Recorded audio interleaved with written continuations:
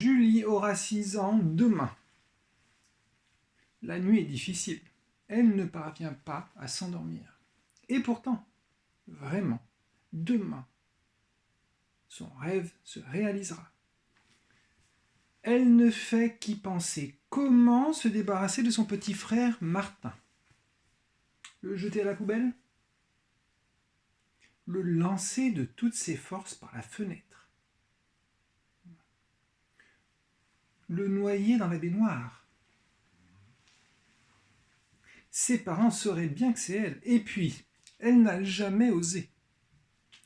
Mais demain, elle aura les moyens de se venger sans que personne ne se rende compte de rien.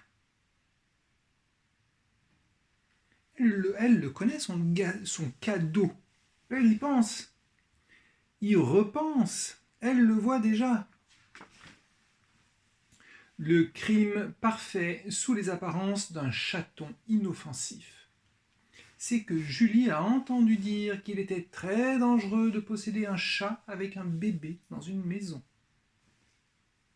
Le chat peut étouffer le bébé en se couchant sur sa tête.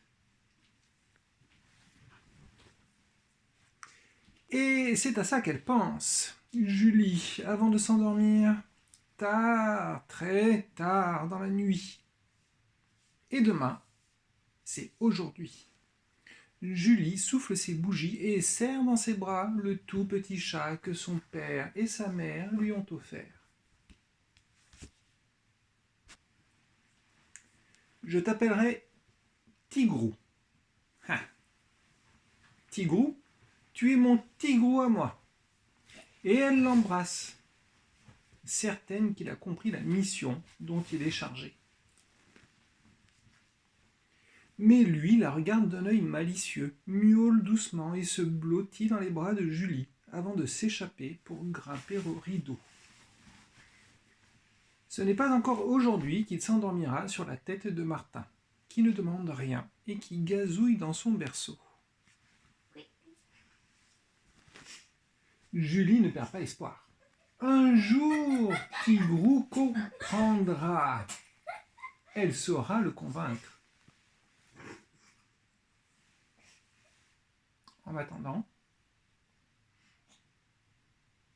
lui s'occupe davantage à jouer qu'à s'attaquer sauvagement au petit frère détesté. Il renverse les lampes et mange les caoutchoucs de la maison. Décidément, ce chat ne comprend rien à rien. Il ne pense qu'à s'amuser. Pourquoi ne pas y avoir pensé plus tôt? Julie va se transformer en maîtresse d'école à croquer les petits frères. Elle prend Tigrou sur ses genoux et lui montre son livre d'images.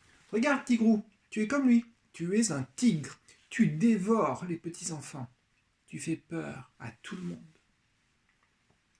Tigrou penche la tête de côté et s'enfuit.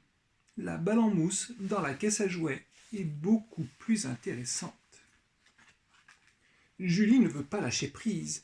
Elle se construit un jouet à l'aide d'un bâton et d'une ficelle, et la voilà dompteuse. Tigrou la regarde sans comprendre. Montre les dents, Tigrou, allez, montre les dents. Mais il ne fait que miauler. Il miaule et il court dans tout l'appartement, poursuivi par Julie qui fait claquer son fouet. Julie insiste. Elle traîne Tigrou au zoo pour lui montrer de vrais tigres. C'est comme ça que tu dois être, méchant, féroce. Mais Tigrou n'écoute pas, il a vu un pigeon et court à sa poursuite. Les parents de Julie sourient. Comme elle est mignonne et gentille, elle s'amuse tant avec son chaton. Elle l'aime tellement. Elle s'occupe de lui toute la journée. Quelle adorable petite fille! Pas besoin d'être sur son dos, de la surveiller. Quel délicieux enfant! Julie s'énerve. Depuis 2 mois qu'elle essaie de le dresser, Tigrou ne veut rien savoir. Et puis, il a beau être chat, il n'en est pas moins bête. Qu'est-ce qu'elle lui veut, cette petite fille méchante, qui n'arrête pas de hurler dans toute la maison, qui le pourchasse toute la journée et qui l'oblige à faire ce qu'il ne veut pas? Son petit frère a l'air bien plus gentil. Il ne lui fait rien, il ne lui dit rien, il laisse Tigrou tranquille. Et voilà Tigrou qui trouve que Martin est bien plus sympathique. Il saute dans son berceau et vient se coucher à côté du bébé. Il fait chaud, la couette est douce. Tigrou a trouvé sa place et un nouvel ami, qui ne l'attrape pas par la peau du cou, qui ne lui veut pas de mal et qui lui laisse toute la place dans son lit. Julie est furieuse. Tigrou ne lui obéit pas. Tigrou ne l'aime pas. Il préfère Martin. Tant pis pour lui. Les fêtes approchent. Julie sait maintenant ce qu'elle veut commander au Père Noël. Un chien énorme, un Doberman, pour qu'il dévore Tigrou. Mais elle se demande s'il pourra bien passer par la cheminée.